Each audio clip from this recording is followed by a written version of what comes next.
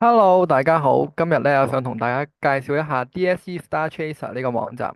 咁介紹網站之前咧，首先介紹咗我自己先啦。咁我自己咧係一個教咗超過5年 DSE 英文嘅補習老師。咁我曾經喺補習社裏邊做過啦，亦都去過學校入邊教一啲 DSE 嘅輔導班。咁而家咧，我最主要係以兼職嘅形式啦，係去幫唔同嘅中學生補習呢個 DSE 英文咁樣。咁啊，呢個網站啦，DSE Star Tracer 啦，其實咧係一個由我自己親手建立啦，而且完全免費嘅英文學習網站嚟嘅。咁啊，呢個網站咧，建立嘅目的咧係想幫助到更多有心學習嘅學生啦，等佢哋可以唔使花錢啦，都可以準備好 DSE 英文。咁我相信咧，呢一樣嘢咧，對於一啲基層嘅學生啦，或者自修生嚟講咧，係會有一個正面嘅幫助嘅。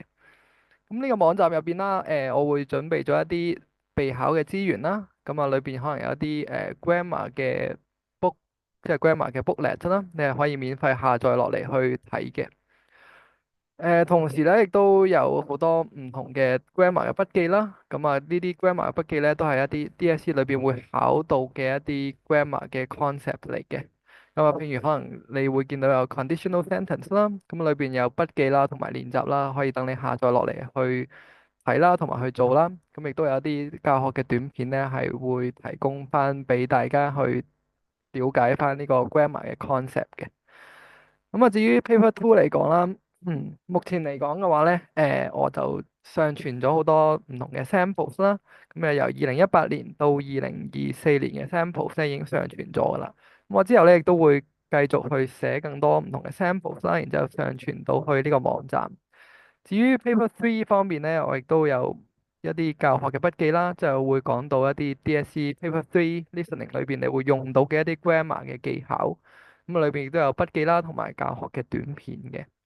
咁啊，至於 data file 嘅 samples 咧，亦都有幾年嘅 samples 啦，有2017、2021同埋2023嘅 data file samples 啦。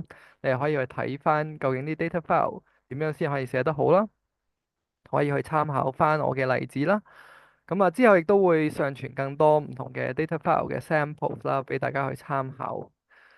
至於 DSE 嘅 Paper Four 啦，Speaking 裏邊嚟講咧，亦都有一啲免費嘅 points 啊，同埋 ideas 啦，係用 PDF 嘅形式啦，係提供俾大家免費下載嘅。咁你可以去温 Speaking 嗰陣時，可以去睇下歷屆考過啲咩嘅 topic 啦，同埋有啲咩 points，有啲咩 ideas 可以用得到啦。呢個都係免費可以去下載嘅。咁啊，最後啦，想講一樣嘢啦，就係其實 DSE Star Tracer 呢個網站咧，其實係一個絕對免費嘅網站嚟嘅。咁我係唔會喺裏邊賣 notes 啦，亦都唔會去賣一啲 online 嘅 course 啊咁樣嘅。咁啊，希望我呢個出於純粹想幫大家嘅呢個網站啦，係真係幫到大家去準備 DSE 嘅。如果你覺得有用嘅話咧，記得可以幫手宣傳下俾身邊嘅同學仔啦，或者如果你考完 DSE 之後咧，可以 share 俾你嘅師弟妹去睇咁樣嘅。咁啊，最直接去支持我嘅方法咧，就係 bookmark 咗呢個網站啦，同埋去 share 俾身邊嘅人啦。咁咧呢段片咧就到呢度啦，我哋下一段片再見，拜拜。